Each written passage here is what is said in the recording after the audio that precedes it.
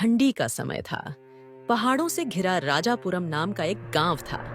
गांव के चारों तरफ पहाड़ होने के कारण राजापुरम गांव में खूब कड़ाके की ठंडी हो रही थी। गांव के लोग अपने घरों में अलाव जलाकर ठंड से बचने की कोशिश कर रहे थे। यहाँ के लोगों को हर साल सर्दियों में कठिनाइयों का सामना करना पड़ता था। इस बार राजापुरम गांव में ठंड, साथ साथ ओले और तेज हवाएं चल रही थीं। राजापुरम गांव के बाहर कैलाश नाम का एक गरीब मजदूर रहता था। कैलाश पूजा पाठ में बहुत यकीन रखता था। कैलाश गांव के बाहर कुटिया छा के रहता था। कैलाश का स्वभाव बहुत ही दयालु था और कैलाश दूसरों की मदद के लिए हमेशा तत्पर रहता था। ठंड ज्यादा होने के कारण कैलाश गांव में मदद मांगने के लिए आता है।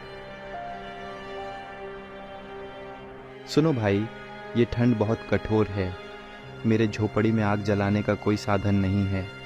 अगर आप सभी मेरा थोड़ी मदद करें, मुझे थोड़ा खाना या फिर कोई पुराना गर्म कपड़ा या गर्म कंबल दे दो, जिससे मैं भी ये ठंड सहन कर सकूं। अरे कैलाश, ठंड के मारे हम सबकी जान निकली जा रही है और तुम हम सबसे मदद मांगने के लिए आ गए। हमें खुद के लिए जीना मुश्किल हो रहा है और हम सब तुम्हारी मदद कैसे करेंगे? अरे सुंदर भाई, मैंने सुना है ये कैलाश भगवान शिव का बहुत बड़ा भक्त है। अरे कैलाश, तू भगवान शिव का इतना बड़ा भक्त है, जा उसी से मदद मांग ले। भगवान शिव अपने भक्तों को कभी परेशान नहीं होने देंगे। जा जाकर भगवान शिव का ध्यान लगा। ध्यान लगाने से तुझे गर्मी आएगी और फिर तुझे क्या जरूरत पड़ेगी गर्म कपड़े की। आप ये क्या बोल रहे हो? भगवान ने इंसान को इंसान की मदद करने के लिए बनाया है। अगर हम और आप एक दूसरे की मदद नहीं करेंगे तो फिर यह जीवन किस काम का है? कृपया मुझे पुराने ही सही लेकिन गर्म कपड़े दे दो। कैलाश, ज्यादा पाठ मत पढ़ा हम लोगों को, बहुत देखे तेरे जैसों को। कैलाश के लाख कहने पर उसकी कोई मदद नहीं करता है। गांव वालों को कैलाश के बातों पर जरा सा भी असर नहीं हुआ। सब अपने अपने काम में बिजी थे और कैलाश निराश होकर अपने कुटिया में लौट जाता है। कैलाश की कुटिया में बहुत ज्यादा ठंड थी। कैलाश भगवान शिव का ध्यान लगाने की कोशिश की, लेकिन ठंड अधिक होने के कारण कैलाश भगवान शिव का ध्यान नहीं लगा पा रहा था। शरीर ठंड से जकड़ने लगा था। कैलाश के पास एक पतला सा कंबल था। ये कंबल कैलाश को ठंड से बचाने में असमर्थ था। किसी तरह कैलाश दिन गुजारता है और रात में ठंड बहुत ज्यादा बढ़ जाता है। कोहरे के साथ साथ बर्फीली बूंदें गिरने लगीं। कैलाश ने अपने आखिरी समय में प्रार्थना किया, हे भगवान, इन गांव वालों को सद्बुद्धि देना ताकि मेरी तरह किसी और की जान न जाए ठंडी से। इन गांव वालों का दिल इतना छोटा है कि हम जैसे मजदूरों पर इन लोगों को जरा सा भी रहम नहीं आया। कैलाश इतना कहकर ठंड के कारण मर जाता है। अगले दिन जब सूरज निकलता है तो गांव के कुछ लोग कैलाश की कुटिया की तरफ गए। नंदिनी सुनो, हर सुबह कैलाश अपना काम करने लगता था, लेकिन आज वह दिखाई नहीं दे रहा है। आप सत्य बोल रहे हैं जी, आज कैलाश सच में दिखाई नहीं दे रहा है। हाँ भाई, कल मैंने सुना है कैलाश गांव वालों से मदद मांग रहा था कि गर्म कंबल या फिर गर्म कपड़ा दे दीजिए, लेकिन गांव वालों ने कैलाश को कुछ भी नहीं दिया और कैलाश को बेइज्जत करके घर भेज दिया। चलो अंदर चलकर देखते हैं, कैलाश ठीक तो है, कहीं उसकी तबीयत तो नहीं खराब हो गई। जब तीनों लोग कुटिया के अंदर जाते हैं तो देखते हैं कैलाश का शरीर बर्फ बन चुका था। कैलाश की मृत्यु की खबर पूरे गांव में आग की तरह फैल गई थी। लोग कैलाश की झोपड़ी में एकत्र हुए। कैलाश के शरीर को देखकर सभी लोग बहुत दुखी हुए। हमसे बहुत बड़ा अपराध हो गया, हमें कैलाश की मदद करनी चाहिए। वह तो भगवान का बहुत बड़ा भक्त था। हमने कैलाश को अकेला मरने के लिए छोड़ दिया। हमने कैलाश के बारे में जरा सा भी नहीं सोचा। हम लोगों से इतना बड़ा अपराध हो गया कि वह क्षमा के योग्य भी नहीं है। भाइयों, आप लोग मेरी बात से सहमत हो या ना हो, कैलाश की मृत्यु का कारण हम ही लोग हैं। अगर हम कैलाश की मदद कर देते तो बेचारा हम लोगों को छोड़कर ना जाता। हम लोगों से बहुत बड़ी भूल हो गई। हमने अपने स्वार्थ के आगे कैलाश की एक भी बात नहीं सुनी। वह बेचारा हम लोगों से धन दौलत नहीं मांग रहा था, सिर्फ फटे पुराने कंबल और स्वेटर ही मांग रहा था ठंड से बचने के लिए। लेकिन हम लोगों ने कैलाश को ये भी नहीं दे पाए। कैलाश की मृत्यु के बाद राजापुरम गांव में अजीब अजीब घटनाएं घटने लगीं। ठंड विकराल रूप ले चुका था। बर्फ गिरने लगे। ठंड से सभी का हालत खराब होने लगा। आसमान में काले बादल छा गए। इस कड़ाके की ठंड ने लोगों को एक ही जगह पर रोक दिया था। बर्फीली हवाओं ने जैसे लोगों को घर में कैद कर दिया था। हर तरफ सन्नाटा पसरा हुआ था और ठिठुरती ठंड ने लोगों के दिल में डर भर दिया था। खेत बंजर होने लगा था इस सर्दी मौसम ने, और बर्फीली हवाओं ने फसलों को बर्बाद कर दिया था। मानव हर किसी की जिंदगी थम गई थी और फिर लगातार बारिश होने लगी थी। गांव के खेत बर्बाद हो गए। इस ठंड ने तो लोगों का जीना बेहाल कर दिया। इस बार की ठंड ने अपना हद पार कर दिया। अलाव छोड़ते ही हाथ पैर जमने लगते हैं। पता नहीं इस बार की सर्दी हमारे लिए क्या मुसीबत लेकर आई है। हाँ भाई, ठंड की वजह से हम मजदूरी भी नहीं कर पा रहे हैं। ऐसे ही रहेगा तो हम लोग एक अन्य के लिए तरस जाएंगे। लगता है इस बार का ठंड जान लेकर ही मानेगा। दूसरी तरफ उसी गांव में एक भाई और बहन अकेले रहते थे। बड़े भाई का नाम विकास तथा बहन का नाम अंजू था। बचपन में ही विकास और अंजू के माता पिता का देहांत हो गया था, इसलिए विकास और अंजू बचपन से ही एक साथ रहते थे। विकास मेहनत मजदूरी करके किसी तरह घर का खर्चा चलाता था। ठंडी के कारण घर का खर्चा चलाना विकास के लिए मुश्किल हो गया था, लेकिन जब तक विकास ठंड बर्दाश्त कर पा रहा था तब तक वह मेहनत कर रहा था। भैया, आप इतनी ठंड में आप काम पर मत जाइए, नहीं तो आपकी तबीयत खराब हो जाएगी। आपके सिवा मेरा है कौन? मंजू, अगर मैं काम पर नहीं जाऊंगा तो घर का खर्चा कैसे चलेगा? मैं भी जानता हूँ ये ठंड हमारे लिए बहुत मुश्किल खड़ी कर रही है। अगर मैं काम करने नहीं जाऊंगा तो हम खाएंगे क्या? घर में कुछ बचा नहीं है। मजदूरी ही हमारी रोटी का सहारा है। ठंड चाहे कितनी भी कड़ी हो, मुझे काम करना ही होगा। अगर मैं सर्दी से हार मान जाऊंगा तो तुम्हारे भविष्य का क्या होगा? भैया, कोई और तरीका नहीं है क्या? किसी से उधार नहीं ली जा सकती है? आपका यह हालत देखकर मेरा दिल टूट जाता है। बहन, इस दुनिया में दूसरों से मदद मांगने से कुछ नहीं होता। हर कोई अपनी अपनी परेशानियों में उलझा हुआ है। हमें खुद के भरोसे अपने पैरों पर खड़ा होना होगा। ठंड हमें हरा नहीं सकती, क्योंकि मेहनत करने वालों को ऊपर वाला कभी खाली पेट नहीं सोने देता। अब तुम जल्दी से खाना ले आओ। मुझे देर हो रहा है काम पर जाने के लिए, ताकि दिन ढलने से पहले काम से वापस आ सकूं। भैया, खाने के लिए घर में एक भी दाना नहीं बचा है और पैसे भी खत्म हो चुके हैं। क्या घर में खाने के लिए कुछ भी नहीं बचा है? ये कैसे हो गया मंजू? कल ही तो सोचा था बाजार जाकर कुछ आटा दाल लेकर आऊंगा, लेकिन ठंड के कारण बाजार भी नहीं जा सका। भैया, आप हर बार हमारे लिए वो सब कुछ करते हैं। अब तो हाल ऐसा हो गया है कि आग जलाने के लिए घर में एक भी लकड़ियां नहीं बची। ऊपर से ये ठंड हमारी जान ले रही है। पता नहीं किसका अभिशाप लग गया है हमारे गांव में, लेकिन निराश मत हो मंजू। ये मुश्किल वक्त भी बीत जाएगा। ऊपर वाला हमारे साथ है।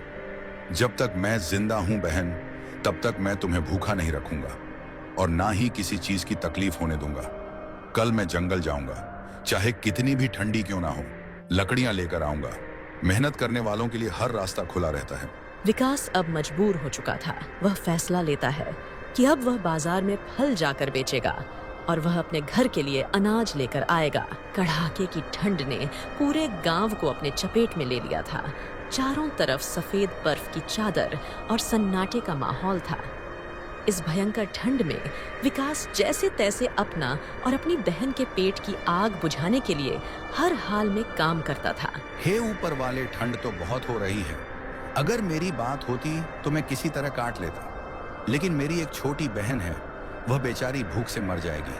अगर लकड़ियां घर लेकर नहीं गया तो घर पर खाना भी नहीं बन सकता और अलाव भी नहीं जल सकता। और यदि हम खेत के सहारे रहेंगे तो हम भाई बहन भूख से मर जाएंगे, क्योंकि खेत में अभी अनाज तैयार भी नहीं हुआ है।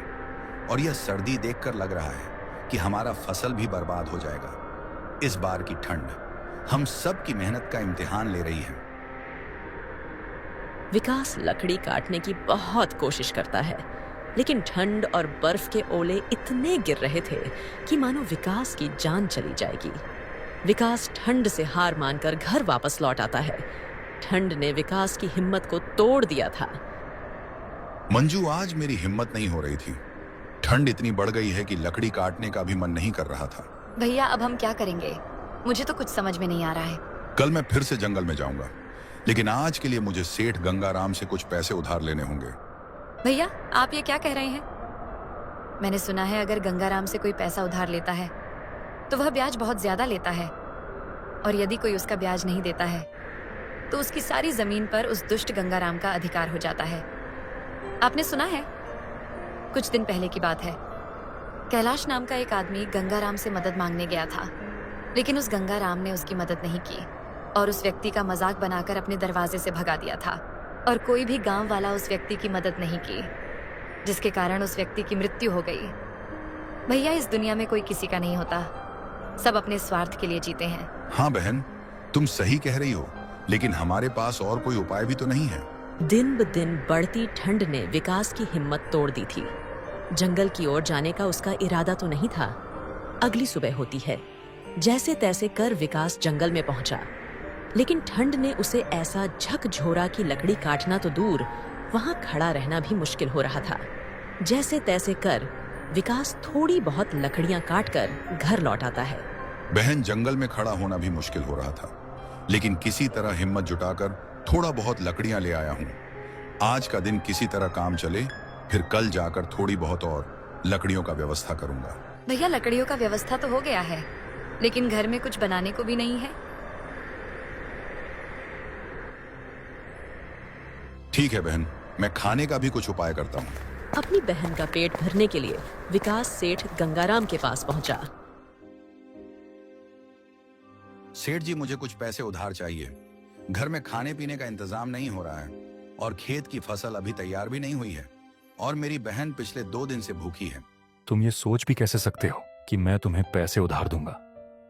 अगर तुम्हें पैसे उधार चाहिए तो अपना कोई कीमती सामान मेरे हवाले करना होगा। सेठ जी, मैं ठहरा गरीब आदमी, भला हम गरीब लोगों के पास कीमती सामान कहाँ रहेगी? कीमती सामान तो आप जैसे जमींदारों के पास होता है। हम गरीब तो सूखी रोटी खाकर भी सुखी से रहते हैं, लेकिन दुर्भाग्य की बात तो ये है कि हमारे किस्मत में सूखी रोटी खाने का भी सुख नहीं है। सेठ जी, अगर आपने पैसे नहीं दिए तो मैं और मेरी बहन भूख के कारण मर जाएंगे, क्योंकि इस ठंड की महामारी की वजह से हमारा काम बंद पड़ा हुआ है। ठीक है, मैं तुम्हें पैसे देने के लिए तैयार हूं, लेकिन अगर तुम पैसे नहीं चुका पाए तो मेरी एक शर्त है, तुम्हें अपना सारा खेत मेरे नाम लिखना होगा। अगर तुमने 1 महीने में मेरा पैसा वापस नहीं किया तो मैं तुम्हारा खेत अपने नाम करवा लूंगा, और तुम्हारी बहन की शादी मैं अपने विकलांग बेटे के साथ कर दूंगा। ये आप क्या कह रहे हो सेठ जी? क्या बेहूदगी बात की है तुमने? मेरी बहन तो अभी छोटी है, उसके भविष्य से खेलना आसान समझते हो क्या? तुम मेरी मजबूरी का फायदा उठाना चाहते हो। सेठ जी, हम गरीब भले ही हैं, लेकिन इज्जत की रोटी खाते हैं, और जिस दिन बात इज्जत पर आ जाएगी तो हम पीछे नहीं हटेंगे। ये तुम्हारे सामने मेरी शर्त है। अगर तुम 1 महीने के भीतर मेरा पैसा ब्याज सहित वापस कर दोगे तो कोई बात नहीं, वरना तुम्हें मेरा शर्त मानना पड़ेगा। लेकिन तुम्हारी हालत तो देखकर लग तो नहीं रहा है कि तुम मेरा पैसा ब्याज सहित वापस कर पाओगे, तो तुम्हें मेरी शर्त माननी पड़ेगी। मैं किसी भी हालत में तुम्हारा ये शर्त नहीं मान सकता, लेकिन पैसे आज ले रहा हूं। 1 हफ्ते में तुम्हारा पैसा वापस कर दूंगा। ये एक गरीब मजदूर की जुबान है, लेकिन याद रखना, ऊपर वाला सब देखता है। उसके घर में देर भले ही है, लेकिन अंधेर नहीं। विकास पैसे लेकर गुस्से से वहां से चला जाता है। विकास पैसे लेकर घर की तरफ जा ही रहा होता है कि तभी रास्ते में विकास का पड़ोसी रास्ते में विकास को मिलता है। विकास भाई, क्या हाल है? बड़ी जल्दी में हो, कहीं जा रहे हो क्या?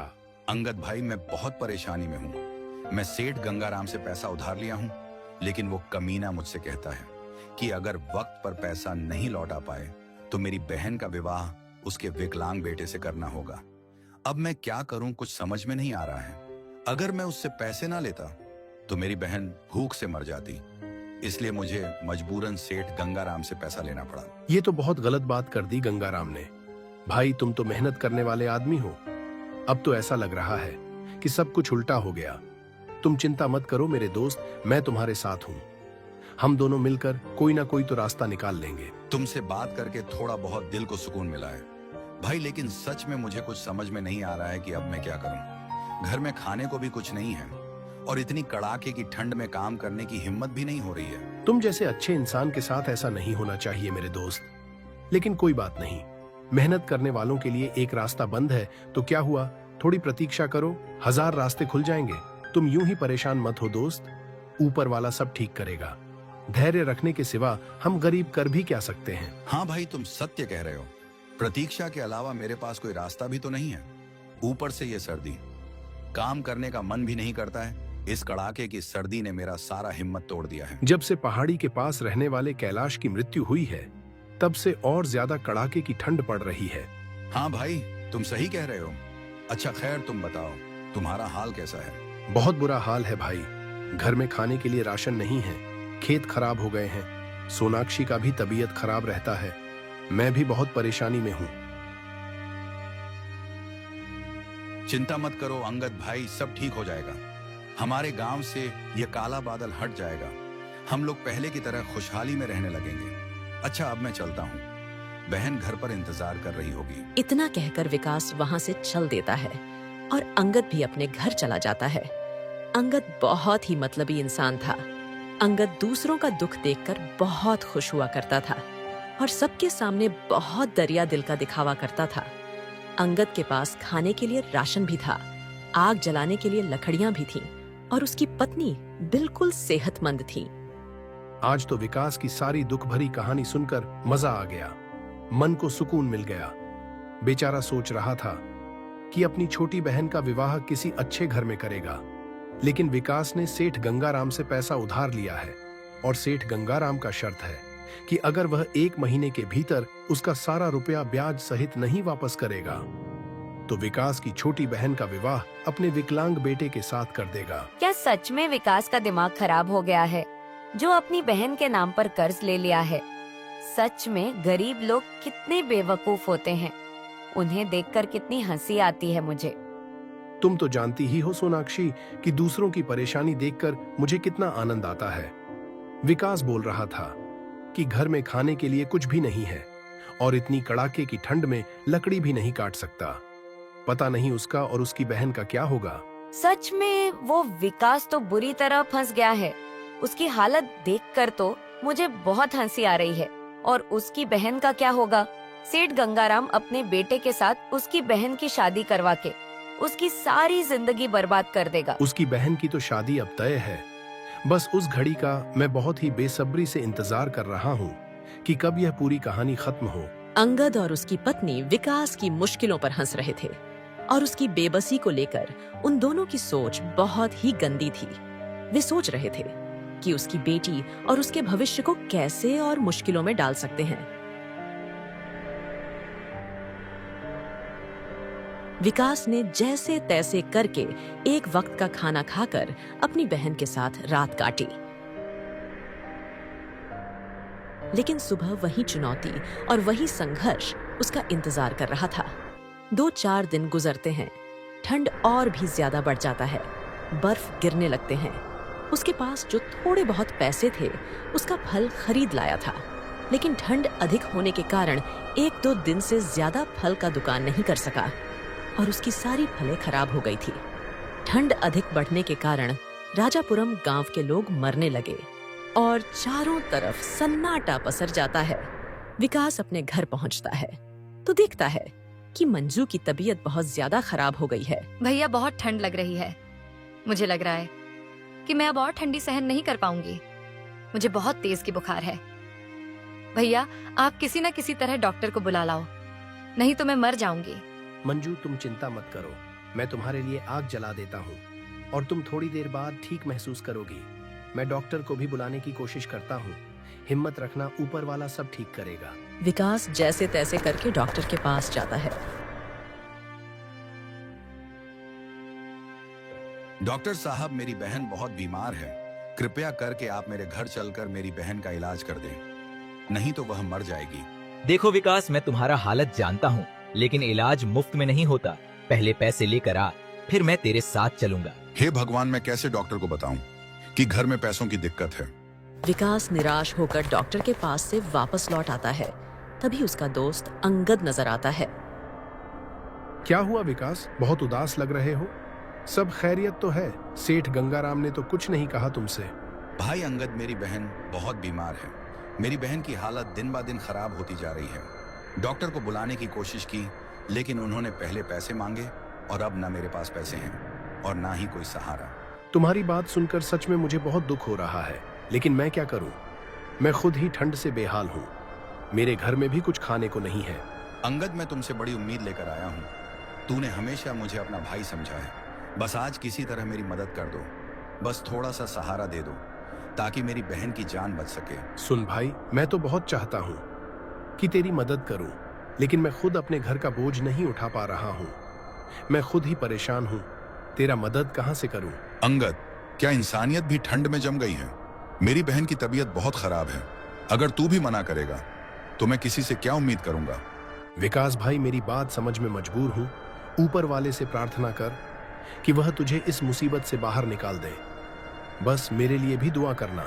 और इतना कहकर अंगद विकास के पास से चल देता है और विकास वहीं खड़ा रहता है और अपनी बेबसी को महसूस करता हुआ फिर जंगल की तरफ चल देता है।